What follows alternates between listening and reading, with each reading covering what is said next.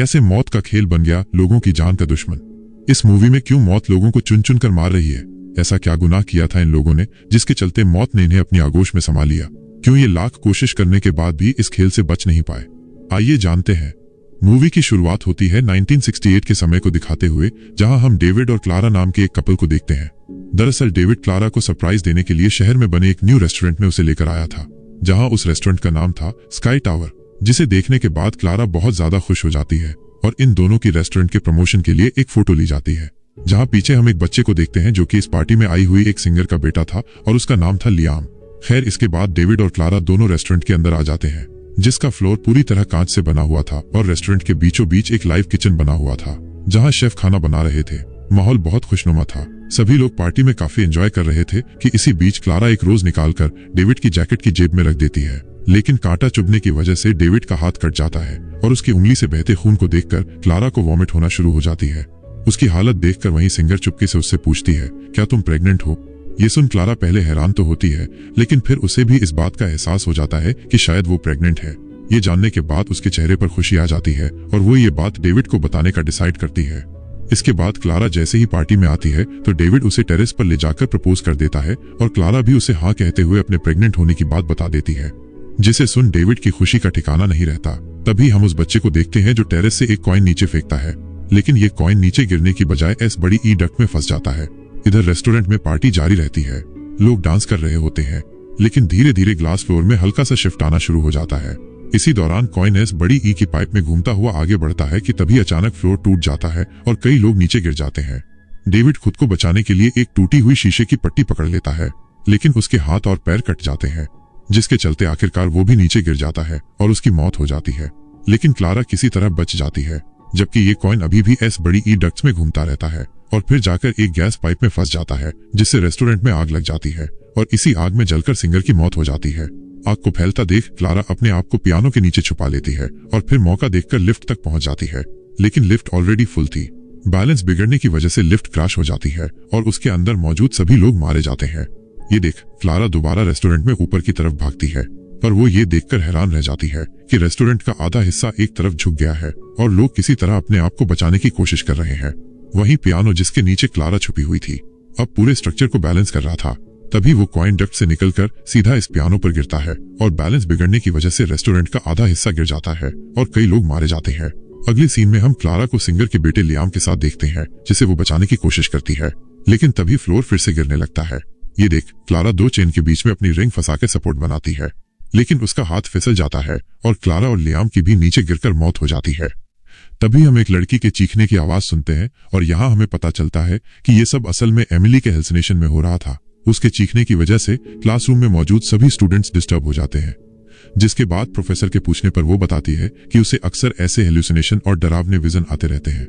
रात को जब एमिली सोती है तो उसे फिर से एक डरावना सपना आता है और वो डर की वजह से उठ जाती है। ये देख एमिली की रूममेट उसे अपनी फैमिली से इस बारे में बात करने की सलाह देती है और अगले दिन एमिली अपने पापा और छोटे भाई से मिलने उनके घर पहुंच जाती है, जिसके बाद उसका भाई और वो दोनों अपने अंकल के घर जाते हैं जो उनकी मॉम के भाई थे। दरअसल एमिली की अपने कजिन्स के साथ काफी ज्यादा अटैचमेंट थी। सभी लोग यहाँ काफी एंजॉय करते हैं कि तभी एमिली अपने अंकल से क्लारा के बारे में पूछती है। जी हाँ, वही क्लारा जो उसके सपने में बार बार आती थी। असल में वो एमिली की ग्रैंडमदर थी, लेकिन क्लारा का नाम सुनते ही उसके अंकल नाराज हो जाते हैं और उससे कहते हैं, तुम्हारी ग्रैंडमा हमारे लिए मर चुकी है, वो पागल हो गई थी और एक आइलैंड पर जाकर रहने लगी थी। इसके बाद वो हमसे मिलने के लिए कभी नहीं आई और उन्हीं की वजह से तुम्हारी माँ की भी दिमागी हालत खराब हो गई थी और वो भी हमें छोड़कर चली गई। इतना कहकर वो यहाँ से चले जाते हैं, जिसके बाद एमिली की आंट उसे चुपके से क्लारा द्वारा भेजे गए लेटर, उसका एड्रेस और एक फोटो देती है। ये वही फोटो थी जो डेविड और क्लारा की टावर व्यू रेस्टोरेंट के सामने ली गई थी। एमिली जब इस जगह को देखती है तो उसे याद आता है कि उसने अपने सपने में पहले भी कई बार यही जगह देखी है। सच जानने के लिए वो अब उसी आइलैंड पर जाने का फैसला करती है जहाँ क्लारा रहती थी। एमिली वहां पहुंचकर पहले अपना नाम बताती है और इस नाम को सुनते ही क्लारा इमोशनल होकर उसे अंदर बुला लेती है और एमिली से उसकी माँ के बारे में पूछती है, जिस पर वो क्लारा को बताती है कि उसकी माँ बचपन में ही उसे छोड़कर चली गई थी।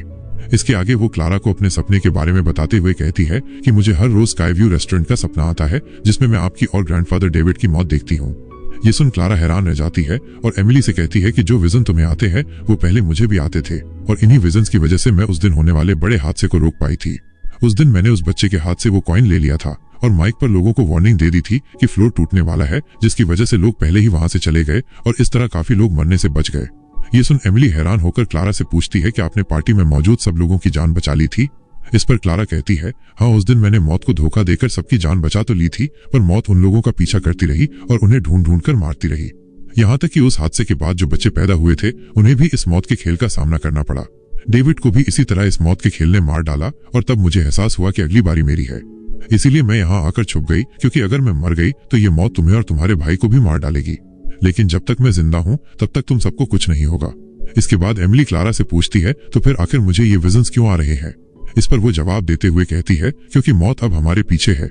ये बात सुनकर एमिली बहुत ज्यादा डर जाती है। तब क्लारा उसे एक बुक देती है जिसमें उस हादसे में बचे लोगों को किस तरह मारा गया और मौत से कैसे बचा जा सकता है, यह सब जानकारी मौजूद थी। लेकिन एमिली इस पर भरोसा नहीं करती और बाद में आने का कहकर यहाँ से जाने लगती है। ये देख क्लारा अपने बच्चों को बचाने के लिए मौत का सामना करने का फैसला करती है और कई सालों बाद पहली बार अपने केबिन से बाहर आती है। वो इतने सालों तक केबिन में छुपी हुई थी ताकि मौत उसे न ढूंढ पाए। फिर वो एमिली को किताब देते हुए कहती है कि अब मौत तुम्हारे पीछे आएगी, जिससे बचने के लिए तुम्हें इस किताब की जरूरत पड़ेगी।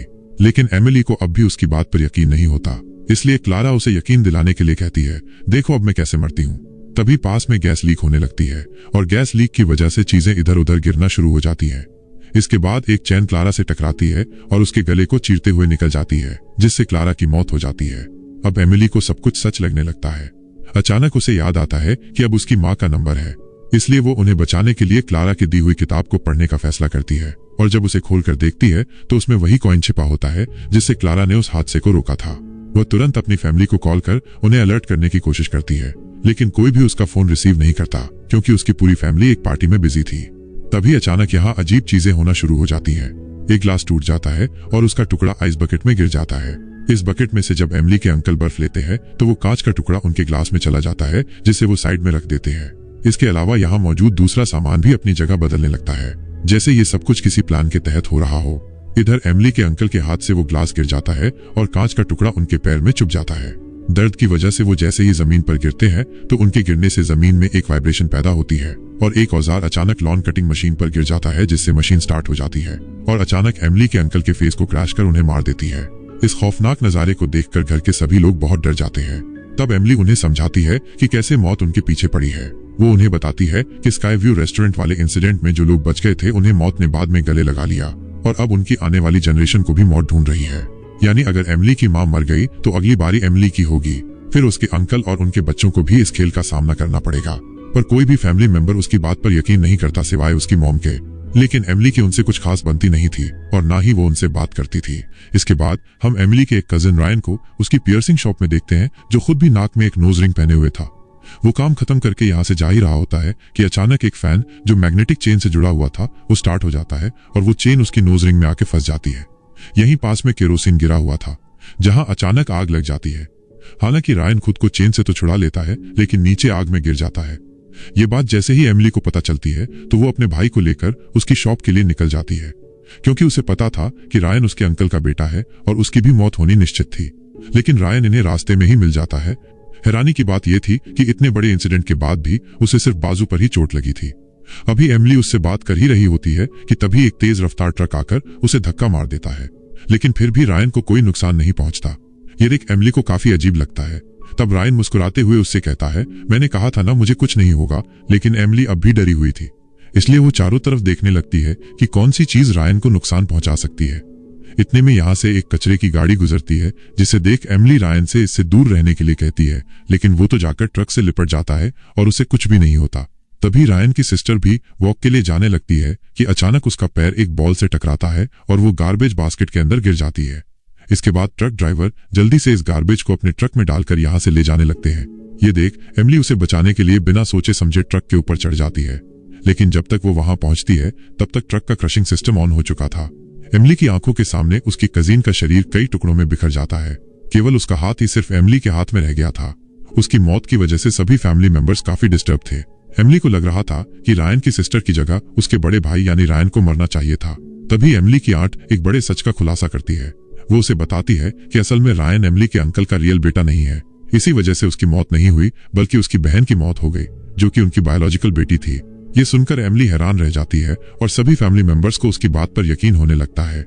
वहीं रायन के छोटे भाई केविन को अपनी जान जाने का डर सताने लगता है, इसलिए वो एमिली से मदद मांगता है, जिसके बाद एमिली उसे लेकर एक शख्स से मिलने के लिए जाती है जो उस दिन स्काई व्यू वाले इंसिडेंट में बच गया था और उसने बाद में मौत को भी चकमा दे दिया था। थोड़ी दूर का सफर तय करने के बाद ये लोग उस शख्स तक पहुंच जाते हैं और उसे लियाम नाम से पुकारते हैं, जिसे सुन लियाम एकदम हैरान रह जाता है क्योंकि इस नाम से केवल क्लारा ही उसे बुलाती थी। इसके बाद एमिली लियाम से पूछती है, आप क्लारा को कैसे जानते हैं? इस पर वो इन्हें कहता है कि उस दिन मैं भी उसी पार्टी में मौजूद था जहां मेरी माँ एक सिंगर थी। ये जानने के बाद एमिली को वो विजन याद आ जाता है और वो उसे पहचान लेती है। वो छोटा बच्चा ही लियाम था। आगे लियाम एमिली को बताता है कि कुछ साल पहले क्लारा भी मेरे पास आई थी ताकि वो डेविड की मौत को चकमा दे सके, लेकिन लाख कोशिशों के बाद भी हम उसे बचा नहीं पाए। ये सुन एमिली उससे पूछती है, क्या कोई ऐसा है जो अब तक बच पाया हो? तब वो जवाब देते हुए कहता है, हाँ 2 लोग हैं। अब एमिली लियाम से मदद मांगती है, लेकिन वो मना कर देता है क्योंकि वो एक बार मौत को धोखा दे चुका है और अब दोबारा नहीं दे सकता। तभी एमिली के कजिन को एक आइडिया आता है और वो केविन को पीनट खिलाकर उसे मौत के करीब पहुंचाने की कोशिश करता है, क्योंकि उसे पीनट से एलर्जी थी और जैसे ही मौत उसे लेने के लिए आएगी तब वो तुरंत उसे एंटी एलर्जिक मेडिकल सर्विसेज देकर जिंदा कर लेंगे। इस तरह ये मौत को धोखा दे सकते हैं और एक बार मौत को धोखा दिया तो वो इनका पीछा छोड़ देगी। लेकिन जैसे ही वो वेंडिंग मशीन के पास जाता है तो वो काम करना बंद कर देती है और जल्दबाजी में वेंडिंग मशीन का एक रिंग ढीला होता है। इसके बाद रायन केविन को एक कमरे में छोड़कर एंटी एलर्जिक इंजेक्शन लेने के लिए बाहर निकल जाता है। जाते वक्त वो दीवार पर हाथ मारता है और गलती से कुछ बटन दब जाते हैं, जिससे पास में मौजूद एमएआई मशीन चालू हो जाती है। इसी बीच जब रायन वापस लौटकर इस रूम में आता है तो वो केविन को पीनट चॉकलेट खिला देता है, लेकिन उसी वक्त एमएआई मशीन का जोरदार मैग्नेटिक फील्ड एक्टिव हो जाता है और रायन, जिसके पूरे शरीर पर पियर्सिंग थी, वो मशीन की तरफ खींचने लगता है। इधर केविन, जिसने चॉकलेट खाई थी, वो किसी तरह अपने आप को इंजेक्ट कर अपनी जान बचा लेता है, पर तभी वेंडिंग मशीन से निकली वो स्प्रिंग उसके सीने लग जाती है और केविन की वहीं मौत हो जाती है। एमिली को अब अपनी माँ की जान का डर सताने लगता है, इसलिए वो उन्हें अपनी ग्रैंड माँ के घर चलने के लिए कहती है, क्योंकि वहाँ कई सालों तक क्लारा सेफ रही थी। इसी दौरान वो अपनी बुक उठाती है, लेकिन उसमें से कॉइन गिर जाता है जो बाद में एक बूढ़ी औरत को मिलता है। जैसे ही एमिली अपनी माँ और छोटे भाई को इस घर के अंदर भेजती है, अचानक गैस लीक की वजह से यहाँ आग लग जाती है और जोरदार ब्लास्ट के चलते एमिली की कार पानी में जा गिरती है। इसी बीच एक टावर के ऊपर गिरने ही वाला होता है कि तभी उसकी माँ बाहर आकर उसे बचा लेती है और टावर गिरने की वजह से उनकी मौत हो जाती है। एमिली के भाई को पता चल गया था कि अब उसकी बहन की बारी है, इसलिए वो पानी में कूदकर उसे बाहर निकालता है, जहां एमिली डूबकर लगभग मारी गई थी। लेकिन सीपीआर के जरिए एमिली की सांस फिर से वापस आ जाती है, यानी एमिली ने मौत को हरा दिया था। इसके बाद हमें कुछ सालों के बाद का सीन दिखाया जाता है, जहां आज एमिली के भाई माइकल की ग्रेजुएशन पार्टी है। वो उसकी पॉकेट में एक रोज रखती है और रोज का कांटा अचानक उसके हाथ में चुभ जाता है, ठीक वैसे ही जैसे क्लारा के साथ हुआ था, यानी गेम अभी खत्म नहीं हुआ।